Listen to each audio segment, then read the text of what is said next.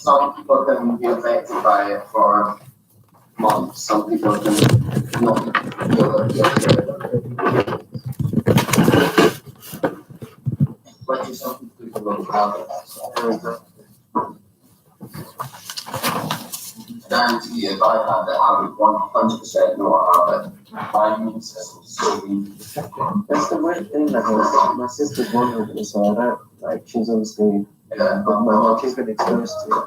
I don't know what the stat is. She's okay for now. But I don't think that it makes some like vulnerable impact.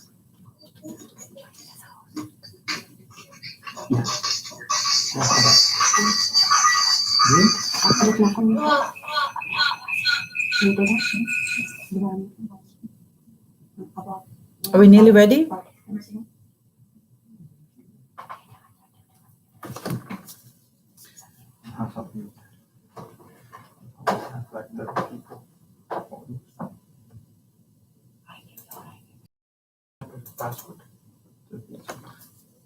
Can they hear us?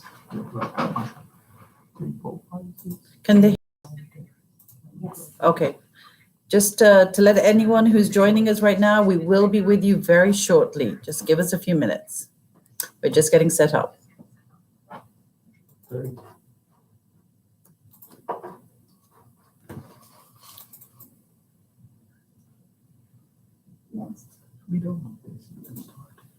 Can we start now?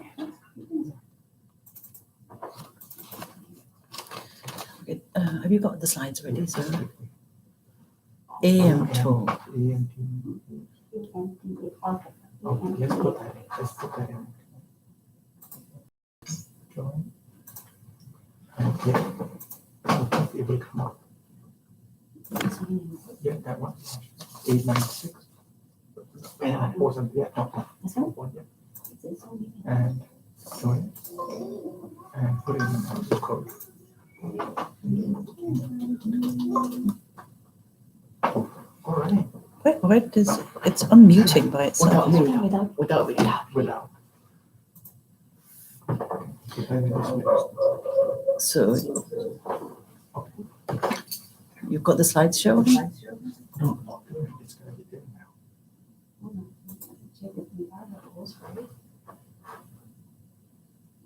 The slides are there. This is the slide you're looking at. This is like the one looking at. Right? But that would be the ones that Riffet is on. Yes, Okay. that's the slide. Come on, can we move with this, please? Come on. People are ready now. Slides will change. She knows she. For the. We're on mute right now, so Yes. come on. What's No, but going on? what's the issue? What the issue is that right now she is the host, right? Yes. So don't screen share from here. Okay. You have to screen share from Riffet. no, it is usually from this. Right? Yeah, from this. Yeah, that's what I'm doing. It's It's fine. perfect. It's good volume going crazy. Echo it. Banda is unmute. No. No, the volume People is- keep unmuting by themselves. Why is that They happening? shouldn't be unmute. लेकिन हमने ना उन्हें manually mute करना पड़ेगा आप ना ऐसा host कर लेंगे आप भी म्यूट करते हैं जो भी है There should be a central option to mute people. नहीं होता इसमें That'll be everyone. देखो ये Yeah, इसको इधर mute देखो कर. लेकिन हम ऐसा होस्ट नहीं Yeah. है So general, Can you mute anyone? no, I can't do it because I'm not the host. आपने कितना ऐसा होस्ट कर दिया हो If anyone's just joining us, we will be with you very, very shortly. We're having a few slight technical issues, but we will be with you very shortly.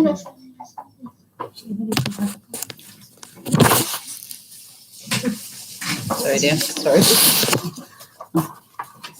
Okay, go on, Riffet.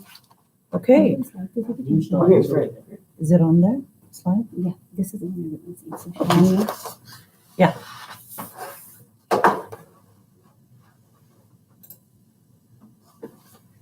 You ready? Ready?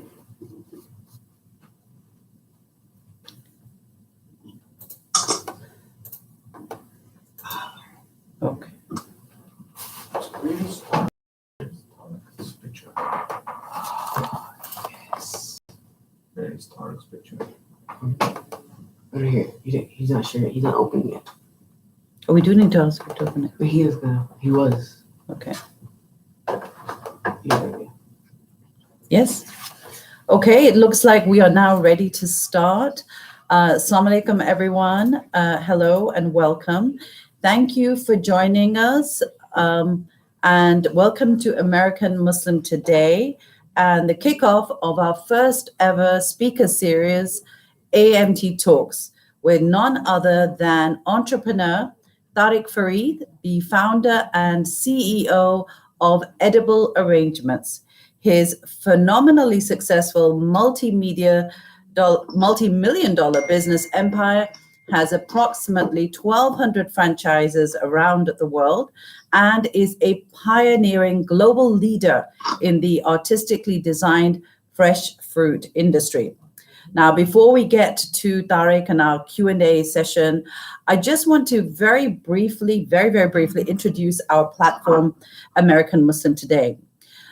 Just for those people who aren't aware, AMT is a unique, inclusive national digital news and lifestyle platform that informs and amplifies the diverse voices of 25 million Muslims in the West. We have award-winning journalists and writers who are dedicated to tackling harmful media stereotypes by projecting a more representative image of Muslims and highlighting their immense contribution to all aspects of society. So since our launch 6 months ago, our registered 501c3 nonprofit has utilized our powerful status as a social media stakeholder to promote groundbreaking public service journalism. We are all about empowering Muslims to write their own narrative and are a central news source for mainstream media outlets. So what are our key areas of focus? So we are about leadership and political engagement. We promote civic leaders, especially young Muslims, who can represent community concerns and influence public policy. We champion Muslim political and electoral engagement, giving media exposure to candidates running for office and to strengthening the Muslim vote. We're also about women and youth empowerment. We center female voices in a women-led platform which counters stereotypes that Islam marginalizes Muslim women. We support budding journalists with internships and mentorship. And AMT's youth section allows young Muslims to set their own agenda and showcase their multimedia skills. And finally, interfaith and coalition building. We welcome Muslims from all backgrounds and those of other faiths and beliefs to engage with interfaith and secular collaborations. We also explore the power of the media to influence religious perceptions and ways in which it can be harnessed to unite different faith communities.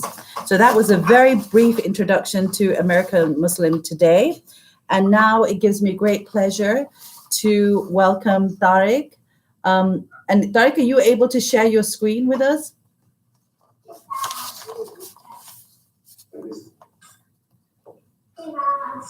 Who else is? And where's that one?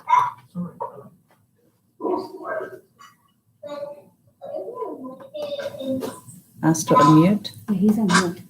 Oh, Tariq, can you unmute yourself? Yeah. Okay, perfect. Ask everyone to mute. Yeah, we need everyone else to it's a mute. pleasure. Could everybody else please put yourselves on mute? Okay. All right. Now back to Tariq. Okay, Tariq. So first of all, welcome to our platform, American Muslim Today.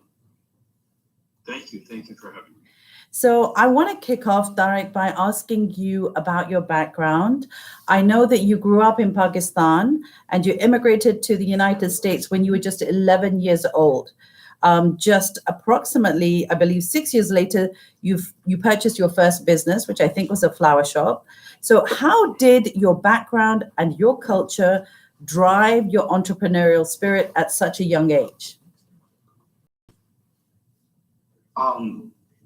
So I don't think at any times that when I started my first business, entrepreneurial. when you're 13, 14 years old, you're just looking to support the family. And as it starts with everyone, right? My grandfather used to always say this, and I've never understood it when I was 10, that, kind of necessity is the mother of all invention, right? So it's that. So I got into business because of necessity, got into the flower business because that's all we could afford at that time. So there was a flower shop for sale. I worked at a flower shop that was on my paper route when I was 12, 13 years old. Got a job as soon as I could at Burger King and McDonald's because that's who would hire, teenagers at that time. And at about 17, there was a flower shop for sale that my father saw in the paper for about $6,000. So I can't really say that it was a planned introduction into entrepreneurship, or I understood what entrepreneurship was, or I was sitting there planning for entrepreneurship. We were just looking. I was just looking to support the family, and the best way we understood was to get into our own business. And especially at that age, my passion was always to go into medicine. Not because of that whole Desi, everybody wants to be a doctor, but more, I actually enjoyed it. I really enjoyed it. And so got into the flower business accidentally and just worked hard. So no structure there, just a lot of hard work and good luck of actually finding something that was just the right price. Wonderful, wonderful. I want to talk about the concept of your business. Everyone is familiar with the idea of flowers and chocolate and as gifts. What gave you the idea to sort of amalgamate all these three things together and come up with edible arrangements? So anytime you start something, it's a variety of things. There's an inspiration that comes from somewhere. So there were others doing it, but doing it at a different scale, be it in a catering format. There was a small concept out of Philadelphia that was doing something similar. But it's that, and then getting into, let's say, utilizing your flower experience. So I was in the flower business, so we stayed near. And then what was very important for us, the biggest struggle we had in my family was that there was, a rule set in our family that the businesses must be halal. So anything we looked at, we would look at Subways and all that other stuff. And I remember the struggle would be, okay, they sell something that we can't eat. So my grandfather had always had a rule that you're going to do something halal and stay within the halal business. So the flowers were very halal. I remember him coming to visit us in '86, and I had a tiny little flower shop, and he was just very happy to say, look, on people's faces, I like what you do. So I think the background of the flower business and then seeing food and tying the two together is where the innovation starts. Yeah. Sorry, let me just make it look like someone. You probably have to mute. Yeah, please, can anyone joining in put themselves on mute? There's a lot of feedback. Okay. All right. Yes. Okay. So I love that idea that your family believed in the concept of a halal business. I wanted to ask you. You mentioned actually Subway, and I believe I don't know if this is true, but I believe that you sought advice from the founder of Subway, Fred DeLuca. If that's true, what advice did he give you, and who else did you go to for advice, I think in particular in terms of franchising? So I think what most people get wrong is that they look for a mentor to get certain advice. You need a mentor throughout your journey. It's sort of, when you start a business, you're traveling on a road that you haven't traveled, but others have traveled. So in Connecticut, Subway was headquartered in Connecticut, and it was very much an inspiration for me always. We looked into buying Subway franchises, and the reason it always got disqualified was the halal part, that they required that you had to carry some things. So I was a big admirer of Fred DeLuca, and it took me about 3 years of sending him things, calling him, and doing all the things that I need to do to get him on the phone. So after about 3 years, he just randomly called me one day and said, "Okay, let's talk." So I think it's not necessarily what you ask. And during that journey after that, for the next 10 years, things would come up. He would call me, or in the beginning I would call him when I would face some challenges. And it was probably 2 lunches a year that you sit down for lunch. And what a lot of people get wrong is they look for a mentor when they're usually either stuck or looking to make a decision. That's not the reason for a mentor. The mentor is going to kind of help you along the way of your journey.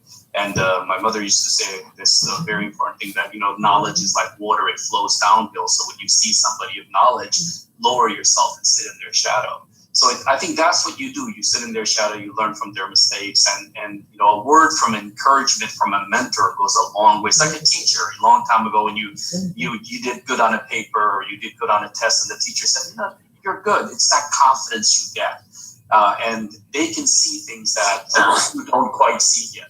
So I think it was more having access, be it from being able to dial him up, or just asking questions of many things. So it's more of a journey. Just from listening to what you're saying, it feels like to me that one of the qualities that you had or have is that humility to go and seek advice. And to get help from others, to value mentorship in the true sense of the word the definition that you say. How difficult is it to maintain that humility as your success grows? Because of course now, mashallah, you are a phenomenally successful businessman in your own right. Do you still have that sense of humility? I don't know how easy it is to answer that question. Yeah, no, look, I don't think I don't have the humility that I need to have. I don't think a person never realizes, I think if you sit there and you start to think like, look, how much humility I have, there's a bit of an arrogance there. So I think it's a journey. But I heard something a few days ago when there was someone shared that it's who you hang around with. Right, and it's how you reflect on things that are happening around you.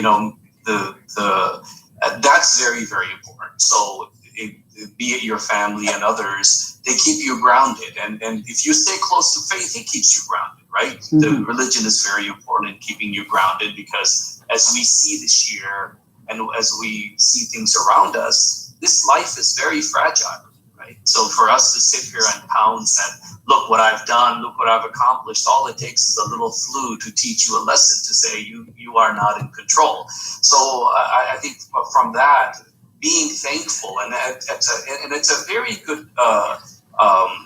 We come from these 2 amazing traditions that I think most Muslims and most Asian Americans or Desis fail.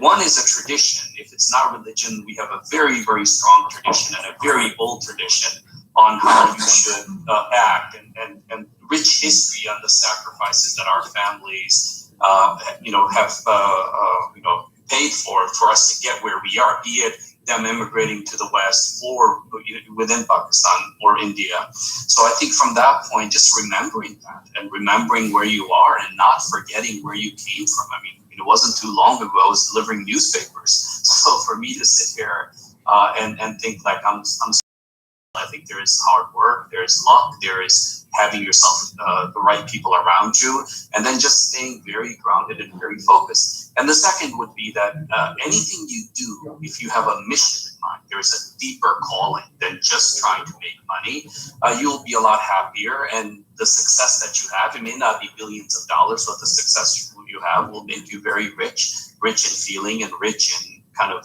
material things. So I think, running that, not only in your life and your business, for me, is very, very important and has always been important.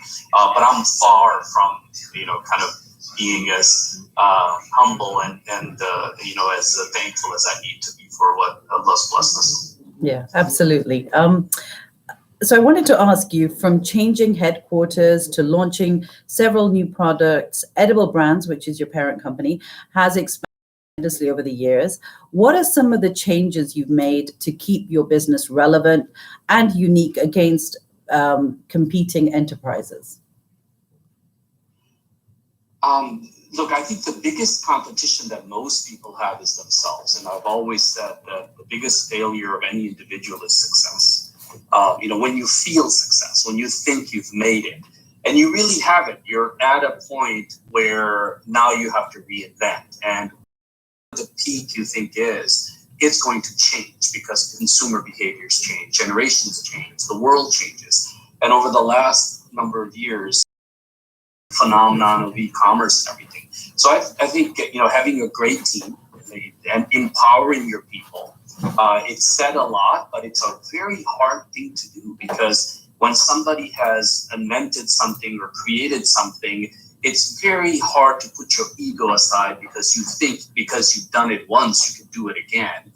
Growth does not happen because you can do a lot of work. Growth happens because you put together a great team that you inspire, who takes you to the next level. It is not an individual thing. It is a team thing.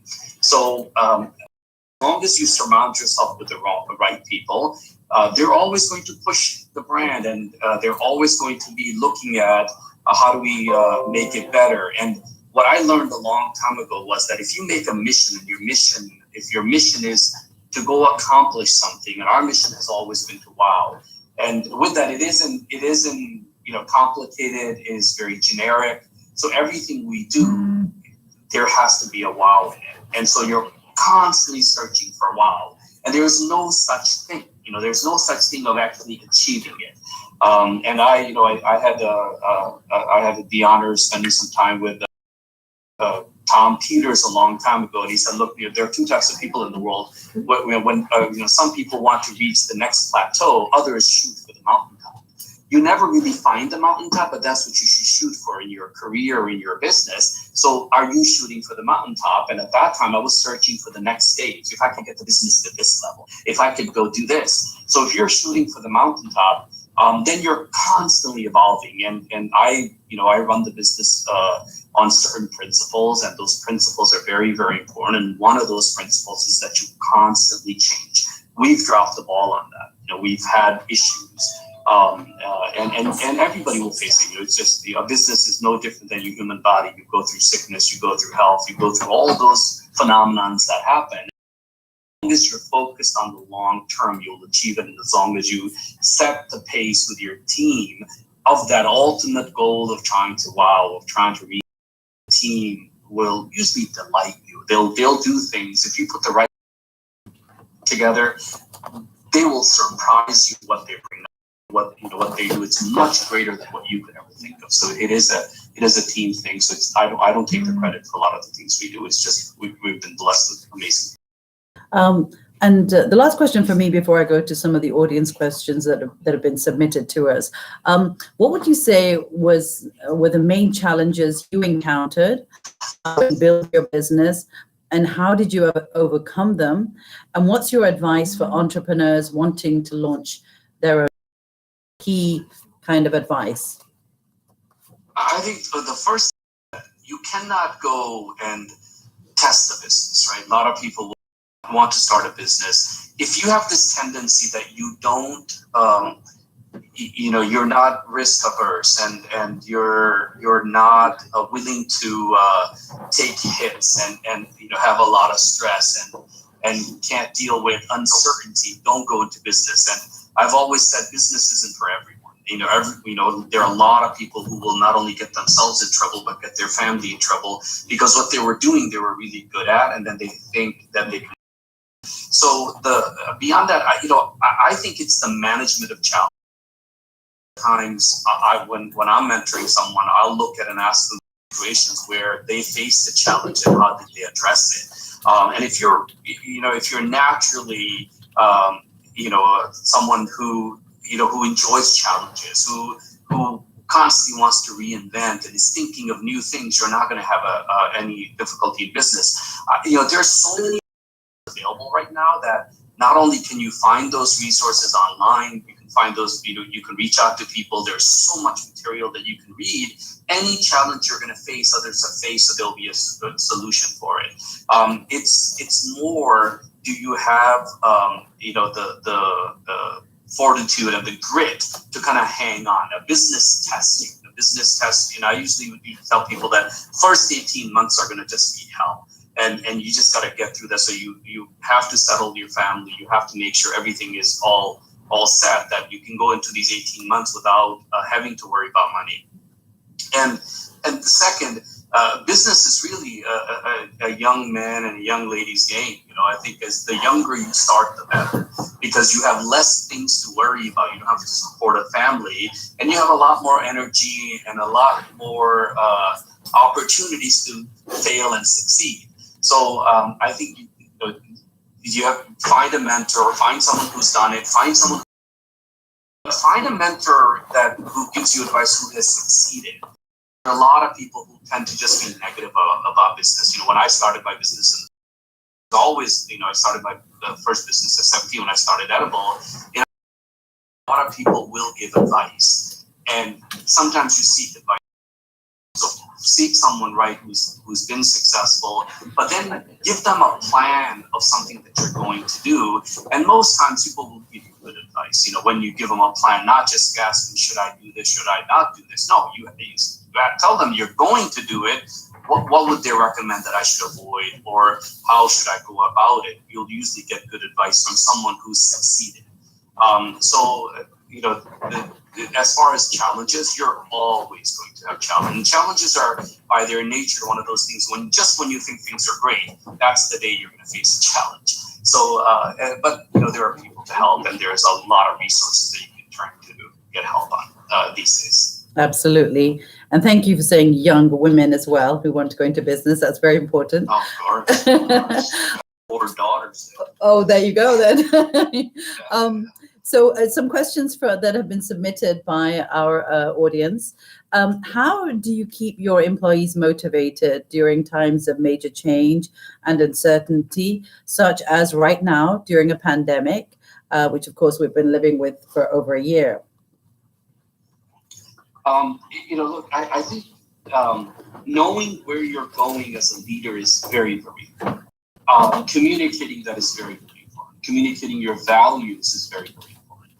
Having a recipe of what makes you successful is important. And as long as you're authentic and you tell people exactly where you're headed, how do you want to get there? Now, I'm not talking about give them the formula on how something should be made, but more the boundaries, more the rails and the guards that you want to place to say, we will not do this, and this is how things have to be done. And if you've hired right, it's that, Steve Jobs, and get out of their way. Like what he said, that when you hire smart people, you don't tell them what to do. And I don't think you train people. When you have to train people, you hired wrong. You should inspire people, because then they'll figure it out, and they'll usually figure it out better than what you could think of. You can't be in every, I used to say, I used to always tell my team that there isn't a Mr. Walton in every Walmart. There isn't, Mr. Starbucks in every Starbucks. Mm-hmm. And, there are people that have been inspired, and you'll see them probably work harder than the owner or have more passion because they enjoy what they do. So it's that good to great. There was a book, Good to Great. It talks about putting the right people in the right seats and then setting the bus in the right direction. Your job is to kind of set it in the right direction, put the right people on the bus. So I just think what I've always seen within our community, or the people that I've known, is we tend to micromanage, and we tend to be for people who are supposed to trust in Allah, we are fearful. You'll see a person with an amazing business, and he or she will never empower someone to run the cash register because they think they'll steal from them. And I always told them that, look, in Walmart, there is an owner in there. How are you going to ever grow if you don't take that risk? That risk you have to take. So I think it always comes down to people. It's managing of those people, and then willing to fail. You will fail at some things. You won't succeed at everything. But as long as, for some people it's 51%, for others 10%, as long as majority of the time you're winning, as long as you stay in the game, ultimately you're going to win. But you have to be ready for those. When the days are good, don't celebrate too much, because they're not going to stay that way. When days are bad, don't worry too much, because it's never going to stay that way. And as long, it's going to be somewhere in the middle of that, right? So, and as long as you stay focused on that, then you won't quit when things are bad, and then you won't overbuy when things are good. You'll know that, hey, this is a long-term game, and let me plan and let me do things accordingly. And you'll see this, a lot of people will turn out as soon as the business starts to do good, they'll start to buy a fancy car, a fancy house, instead of saying, no, I'm on a very strict payroll. That's what I'm going to take, because the business has to always grow. And so as long as you focus on the business and you're consistent in the behavior or with the way you manage the business, in the long run, you'll always succeed as long as you do it. Okay. And just specifically referring to the COVID situation, which is what a number of our audience wanted to know, how has your business been impacted practically and obviously financially in terms of, delivering, the arrangements and that kind of thing? As long as most of the businesses that had what I call the 2Ds, delivery and digital, they've done well. So we've always had delivery in our own delivery. We didn't go to third party. And second, I've always been big on IT and leveraging IT. So we had our own e-commerce. So we've actually done well. Our business has, our e-commerce has almost doubled during this period.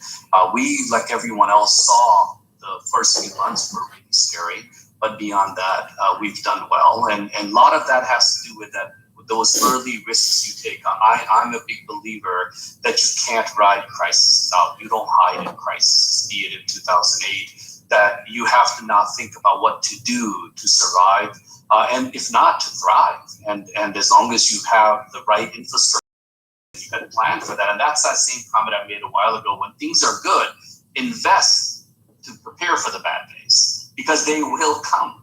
And when bad, invest and know that the good days will be there. And as long as the brand, and then you're going to have to take care of your people at that time. You're going to take care of your, and things always turn around. So we've actually done very well. Alhamdulillah. Okay. And a question from a number of people is, as a Muslim, have you struggled with any discrimination personally or in terms of your business? And did that set you back in any way? No. I mean, I guess if it set me back, you wouldn't be interviewing me right now, or I wouldn't be doing this talk, right? So, look, I think we think we have it hard. I don't think we have it hard. My grandmother lost everything. She was literally given one day, and she wouldn't leave. She was told she was in Punjab and she had to move over to Pakistan, and literally picked up pillows and. So it's so disingenuous of me to sit here and say, what do I worry about? I worry about which car I'm going to take, or wait a minute, I don't exercise enough, things like that. So the challenges we face are especially in the West, we're so blessed with some of the things that challenges we face are not as severe as what our elders have faced. My father came here with nothing. He took a family of 5 or 6 and came here and just trusted in Allah. So I think it'll work out, and got his first job at Burger King. So with that, discrimination, you face discrimination, but as long as you stay focused on the goal, there's different types of discrimination, right? There's discrimination that is be it financial or others. So every one of those discriminations you're going to face. But when you're looking at the mountaintop, those are just distractions. And if you get defined by them, then, and a lot of people will sit and spend too much time talking about it. Look what happened, not doing enough to fight it, like what you're doing. You're talking about it. You have a publication that raises awareness. You empower people. That's what everybody should do. And somebody asked me a little while ago, why aren't a lot of kids getting into business? In the family businesses, kids.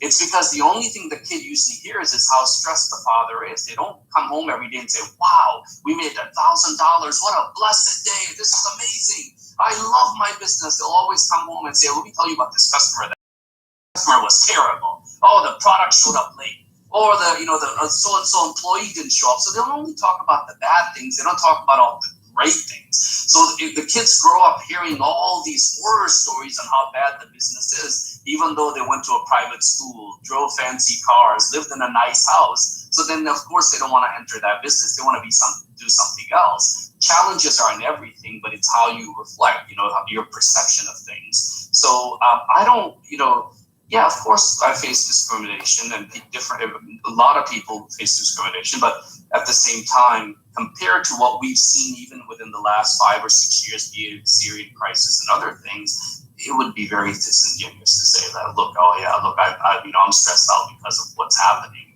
I can push back, but I should do something about it, and that's what I tend to focus on. Yeah, wonderful answer. We have a question from Shahzaid Khwaja. How was your move to Atlanta? How did that work for your business, and any kind of lessons from that? Well, I think within our tradition, move is always good, right? So move is supposed to be good. So, all of us are sitting here. Most of our parents or grandparents came from another country to here. So the move has been very good for all of us. So I think from that point of view, the Atlanta move was very good. We still have presence in Connecticut. Connecticut will always be home. And, the business, we made a decision to move the business.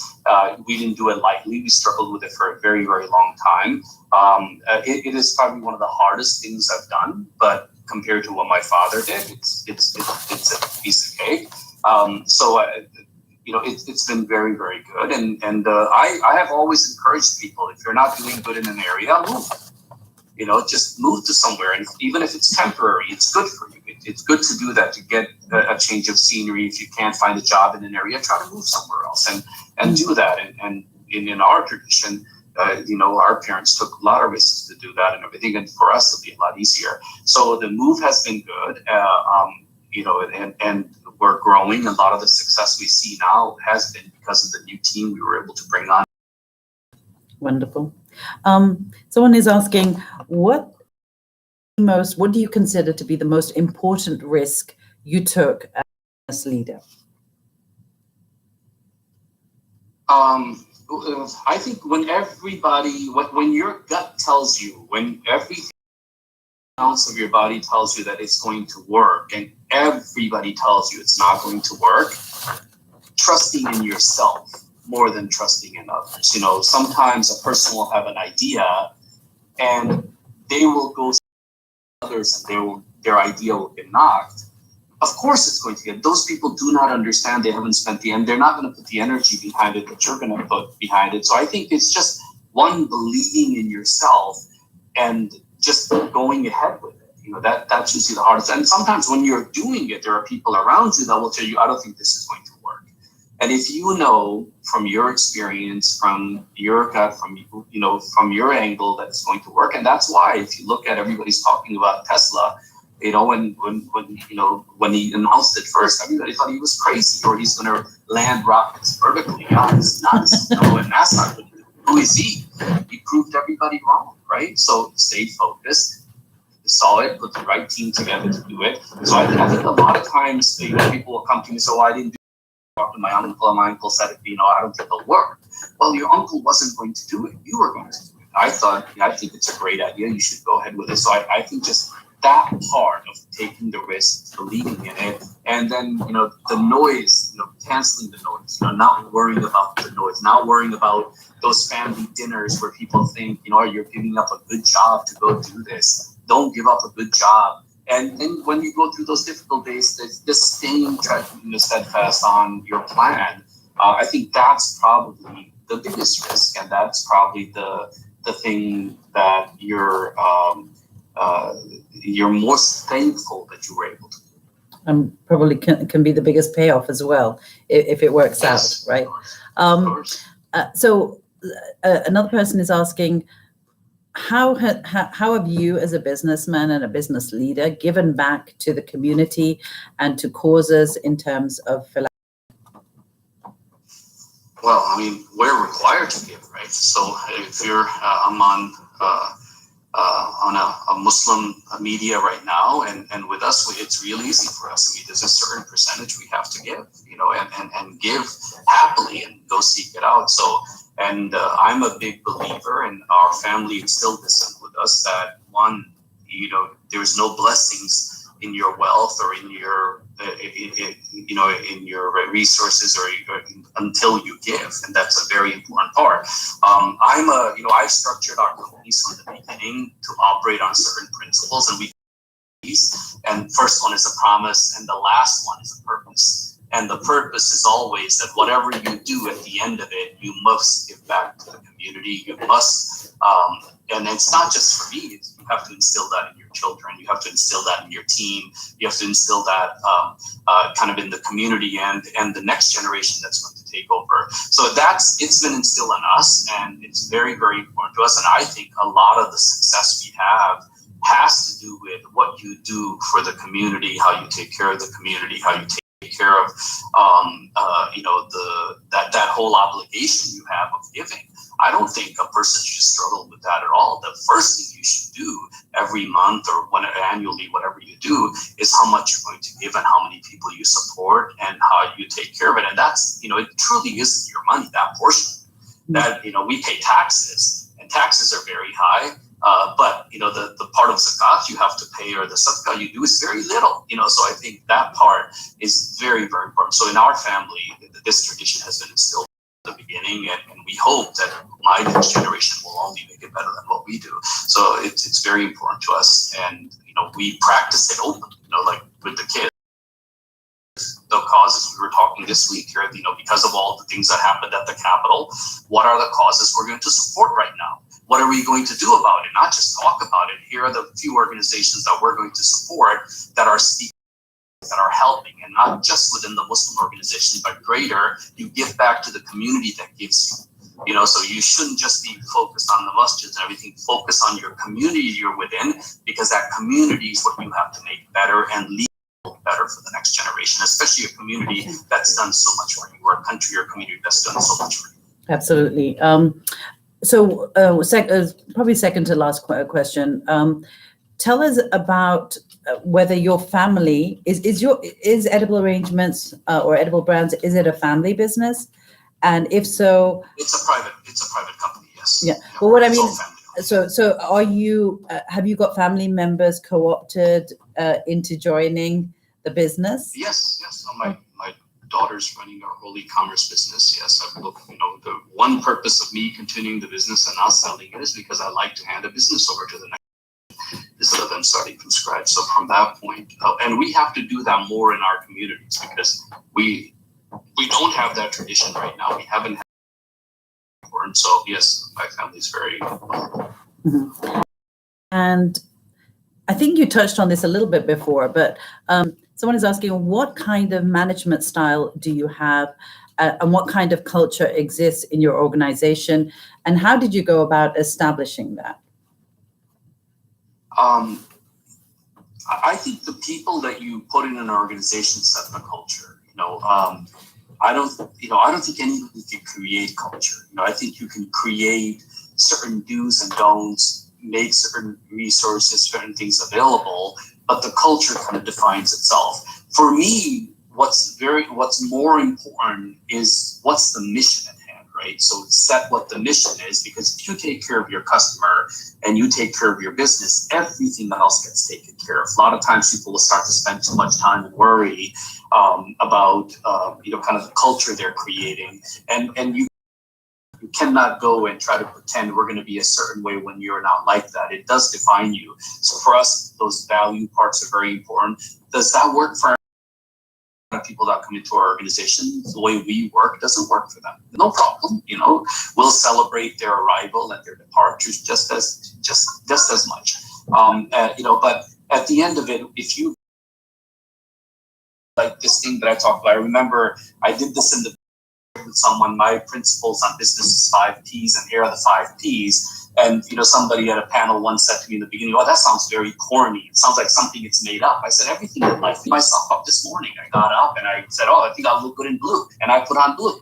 As in every morning, Somebody has raised his hand. It's not Should like you let him ask there's a structure. So I think from that point, you Should I let have to have certain principles that you set, and once you set those, the culture will define itself. And our culture very customer focused, and very very much Last on question then. what I Last call question. compliment. You know, that everybody's job in our organization is to go get a compliment. When you try to go get a compliment, you don't have to worry about complaints. No one will sit there and complain, because if you do get a complaint, the objective is to address that. So and beyond that, I think the second tier or the third tier should set up the culture, because if you put the right people on the bus, they will set how they take care of. So my job is to take care of those two layers, or that main layer of our top management, and beyond that, because they're the ones who are connected. And you know, I will tell you, I saw this when I was 8-9 years old. What has defined for me from a customer service point of view at 8 years old, going to a fruit stand where, in Saibal, Pakistan, and the fruit guy putting extra fruit in an extra piece of fruit in the basket, or someone measuring the fabric, because my mother says I want 2.5 yards, and the person measures a little more. That's what I saw. And from there, we've just kind of followed that always try to create a wow, always try to do a little more, and the rest of the things will take care of themselves. Are you going to be able to make everyone happy? No, I don't think you should try to make everyone happy. As long as you follow your principles and don't violate those, that's what you should do. You shouldn't go more than that, or change according to, I've had many people come and says, you know what, I think, what you guys are doing is wrong. It's not, you need to do this, you need to do that, or look what Google does. Well, I'm not Google. I'm not Microsoft. This is who we are, and this is what we do, and we stay true to that. And as long as you're authentic and consistent, it always pays off. Okay, and absolutely last question now. This is from Jazib Spal in the UK. He's asking for young people, he's in his early 20s, for young people who are early on, in their business career or thinking of setting up a business, what is your advice to young people? Set up the business.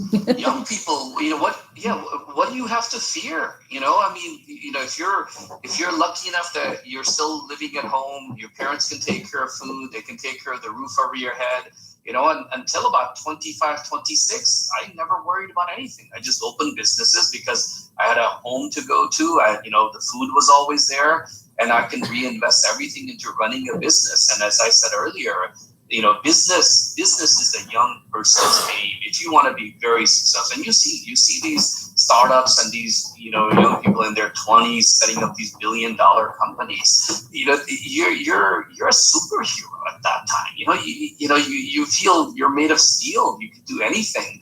I couldn't do what I did when the things that I did in 20s. Even with all the money that I have, I couldn't do it again, because the amount of effort required, the ingenuity and the reinvention and kind of turning on a dime. As you get older, it becomes a lot more difficult, because you have a family, you have a certain amount of obligations. So from a young people point of view, go do things, fail at things, and if it didn't work, get up and do it again. And if you were going to go work somewhere, I always encourage people to go work in a business that you want to do. So, I working at a flower shop when I was 13 years old. A lot of those experience from my first boss that I had for 2 years, I still use in my life now. So I think finding someone, and if you want to open up a chicken brand, and you think you make a great chicken sandwich, and you want to have that, go work at KFC. Go work a couple of places for a year or two. Learn how they do it. Learn some of the things they did. So I worked at a flower shop when I was 13. By 15, worked at Burger King. 16, got a job at McDonald's. And majority of the things I learned from their franchising systems, manuals, all that stuff was there. So when I started my business at 17, I had all this experience of seeing other entrepreneurs on how they did it. So if anything, work for free. My first job, it was like or something. I was just ecstatic to have a job, just to be busy, and I learned so much. And even if he didn't pay me, I would have gone to work every day. I used to work 7 days a week, Sundays and everything, because it was just so much fun learning from this person and seeing them in action. So, I think you have to be careful as when you have obligations, family, the kids there, you have to be very cautious. But when you're young, if you have an idea or you want to pursue something, just go pursue it. And that's just not happening as much. And it's unfortunate that even these fast food jobs are drying up, or a lot of the kids aren't finding those, where those were some of the best experiences in high school to get these jobs, because they gave you a lot of the experience that you need later in life from a personal point of view and also business. So advice, just go do it. Just go do it. You gotta fail at things. Either you're gonna fail with your own money, or you can fail at another organization. And if you can find the right person who inspires you, those are lifelong lessons, and they will help all along. Tariq, I just want to say thank you on behalf of everyone who's joined us today. It has been, at the risk of embarrassing you, it has been an inspirational conversation. Your advice is, again, it's one of our community sayings, sort of pearls of wisdom, very, very sage-like, very, very inspirational in every way. And so I want to thank you for joining us, and we wish you all continued success. And inshallah, you will go on and do great things and be a great role model for the Muslim community, which of course you are, and just go on and doing great things. But thank you so much for joining us and sparing the time today. Thank you for your du'as. Thank you everyone for joining. I wish everyone a safe, if they're traveling, safe journey. Otherwise, just be safe and be brave, and go do stuff. We in our community, we need more people to get into business. We need more people to kind of inspire others to be successful. And I'll leave with this. I got lucky when I was young that most of the people, even though I believed that I was that good, most of the people I had always kind of complimented me more than I needed. And this is what I love about the American tradition. That, when a kid is young, a mom will put a Superman suit on him, and the kid runs around the house saying, "I'm Superman," and I think, with that, inspire others. When somebody's getting into business, instead of saying, how do you know you'll succeed, encourage them. And if nothing else, give them a good dua, because duas are very powerful. So inshallah, thank you very much for having me. I wish everyone good health and good success, and we'll stay in touch. Thank you. Okay. Assalamu alaikum, everyone.